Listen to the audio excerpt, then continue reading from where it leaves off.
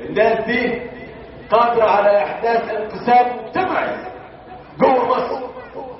الناس هتختلف مع بعضها، الاقباط هيستهدفوا، الاحكام الجازمة وتكفير البشر هيسود على الجميع، هيحرموا السياحة، هندخل بعد كده في هدم آثار مصر. فنحقق الهدف القضاء على الدولة المصرية. ومش المخطط، واستغلوا الفساد والاستبداد الذي كانت مصر تعيش فيه، واستطاعوا أن يقنعوا الكثيرين بأن الخيار الوحيد هو في إسقاط النظام.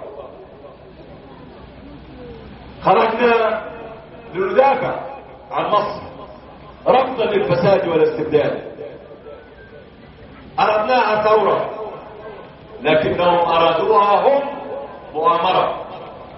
أرادوا تفتيت مصر وإسقاط الدولة المصرية، ولكن الله حمى مصر بفضل الجيش المصري العظيم